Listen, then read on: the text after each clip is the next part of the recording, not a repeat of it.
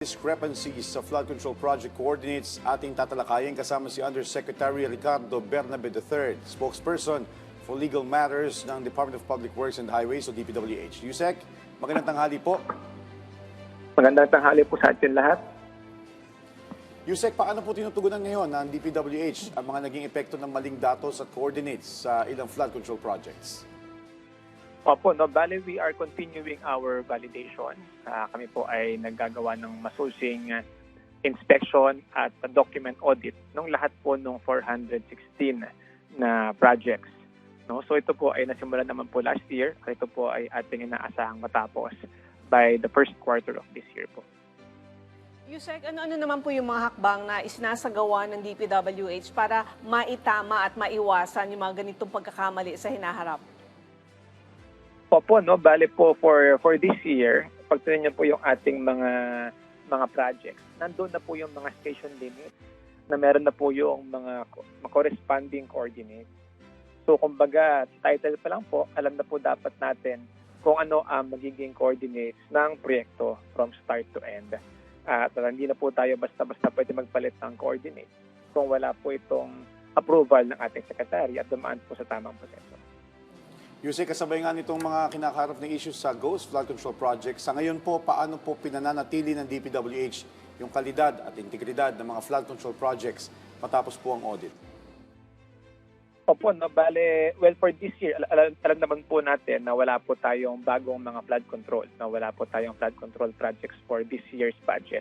Kaya po ang ating tinutugunan po ay ito pong mga ating nai-inspect na mga kailangan ayusing flood control projects at ang ating mga pinaghahandaan ay yung for next year. Kaya po ngayon, nagtitipon-tipon po ang ating mga flood control experts kasama ng ating secretary upang magkaroon po ng isang flood control master plan na ito na po ang ating gagamitin simula next year moving forward para naman po sigurado na lahat ng gagawing flood control projects ay talaga po needs-based at manutugunan ang problema ng ating bansa sa mga pagbabaha at mga pag-mitigate ng mga calamities po na cause ng bagyo.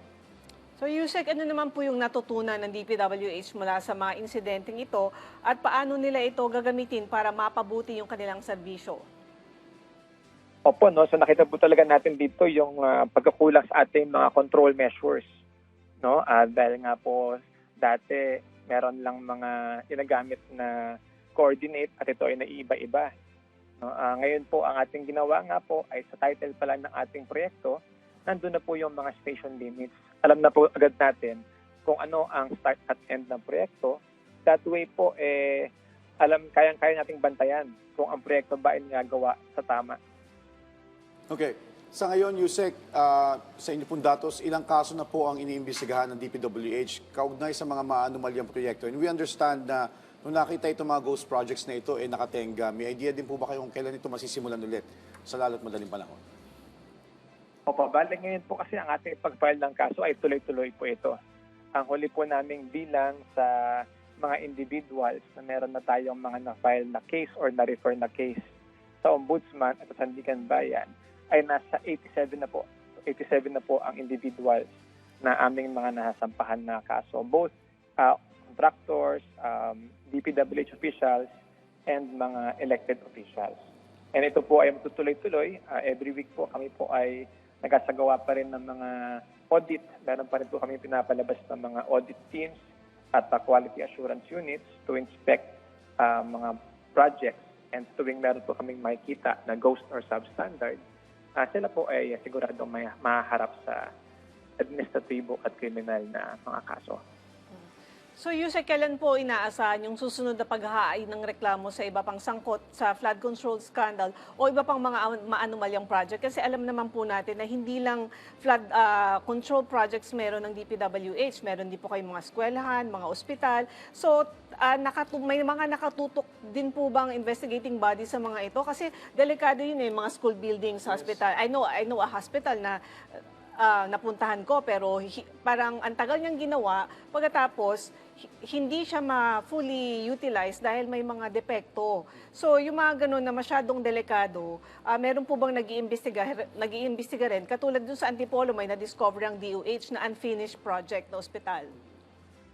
Tama po kayo, no? In fact, si Secretary Vince Dizon po mismo, last month, ay inikutan po niya yung mga ospital na hindi matapos-tapos. Marami po tayong mga ospital na priority projects po ito, mga flagship projects, ngunit napaka-delayed na po. Kaya po ito po ay tinututukan mismo ng ating Secretary. Ngayon naman po, no, sa mga ganyan po ng mga substandard or yung mga hindi natapos-tapos na proyekto, ulitin ko po, kami po ay tuloy-tuloy na nag-i-inspect. Siyempre po sa aming limited na manpower at sa dami ng proyekto, kami po ay pumipili ng mga i-inspecting based po sa mga informasyon at mga reports na dumarating sa amin. At linggo-linggo po, nagpapalabas kami ng mga teams para po inspectorin ito. At sa oras po na makita namin na meron nga pong cause of action dito, may delay or may substandard or ghost or may anomalya, kami po agad ay nag-case build up para po makapagsampa ng kaso. In fact, meron po kami ngayong mga nakaabang na mga cases na binibuild up po sa aming opisina. In the coming weeks po, naasahan po na kami ay magsasampa na ng mga kaso ulit. Sir, sa inyo po bang datos, meron nang nai-report kahit papaano na ganun, eskwelahan, substandard? Kasi mahirap yan, yung mga estudyante yung gumagamit dyan. Kung pinagkakitaan yung mga proyekto, di ba? May mga government buildings na ginawa, mga housing units. Paano po natin na-inspect ito? Tsaka kung meron na pong nai-report sa inyo at nasimulan na rin ng initial investigation? Opo, no, kami naman po ay nakikipagtulungan po dahil po mga eskwelahan po. Ito po ay mga DepEd projects. Pag naman po mga hospital, ito naman po ay mga DOH projects. Kaya po kami po ay nakikipagtuloy-tuloy ang aming coordination at tulungan po sa kanila para nga po ma-inspect itong mga kanilang mga projects na kami lang po ay ang gumagawa. Okay, Yusek, balikan ko lang ng konti yung flood control projects. We understand na-mention nyo po na patuloy yung inyong investigasyon at audit. Sa tingin nyo po ba sa inyong estima, masisimulan na gawin itong mga ghost flood control projects na ito at least bago sumapit na naman ang tag-ulan ngayong taong ito? Yun po ang ating prioridad. Lalo na po, for example, sa Bulacan, meron po dyan 3 proyekto na napaka-importante. Ito po ang mga pinapamadali po ng ating secretary para po bago umabot ang tag-ulan ay magawa na rin po ito. Ganon din po sa Cebu, no, kung saan nga po maraming nakita ng mga defective na infrastruktura. So ito po yung mga hinahabol para naman po pagdating ng tag-ulan ay maprotektahan naman po ang ating mga mamamayan. Ibang usapin naman po, paano po naapektuhan nung kamakailang sunog sa DPWH Cordillera yung mga nakaplanong proyekto sa rehiyon? Wala naman po, no, natapos na po namin ang pag-audit ng mga dokumento doon. Wala naman po kahit anong sensitibong dokumento ang na-damage doon sa sunog sa Cordillera. In fact, ito po ay mga lumang mga dokumento. Lahat po ito ay merong mga digital copies. Kaya po sinigurado po namin na wala naman po ang sensitibong nasira at lahat po nung nandoon na damage ay meron po tayong mga backup copies. So Yusek, may mga nakuha po ba kayong impormasyon kung anong naging dahilan ng sunog? Alam ko po, ang report ng BFP ay pina-finalize na po. No? Pero meron na po tayong conclusion na wala naman pong foul play na nangyari. May mga inisyatibo din po ba tayo, Yusek, o mga hakbang na isinasagawa ng DPWH para mapigilan o maiwasan yung ganitong insidente sa hinaharap? Opo, no, kami naman po ay patuloy na nagko-coordinate sa ating BFP para po maiwasan ang mga ganitong insidente. At least naman po on our end yung mga files nga po nung sisimula pa lang nung nangyari itong mga flood control scandal. Sinigurado po namin na lahat ng mga files ay meron ng mga backup copies. No? Pero ngunit aside from that, siyempre po kami po ay patuloy na nagko-coordinate sa mga BFP at siguraduhin po namin na ang aming mga buildings at structures ay safe po, no? At sila ay nagko-comply sa mga rules and regulations ng ating fire code. So Yusek, mensahe nyo na lang po sa ating mga kababayan, lalo na po yung mga nagkakaroon ng pagdududa o agam-agam kasi nga biglang nagkakaroon ng mga sunog doon sa mga lugar. Kamakailan, di ba, yung opisina nyo po sa EDSA, Quezon City ay may sunog din na naganap. So sinabi may mga documents doon ng mga listahan. So ano pong gusto nyong sabihin sa ating mga kababayan para hindi po magkaroon ng pagdududa pagdating dito sa investigasyon ng mga flood control scandals? Opo, no?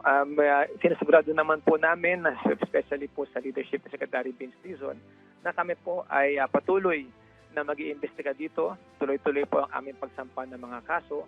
Siguraduhin po namin na ang mga dapat managot ay managot. Ang pera ng taong bayan ay ating ibabalik. At ang mga reforma ng DPWH ay ating itutuloy-tuloy po, no, para hindi na pa maulit ang mga ganitong mga pangyayari.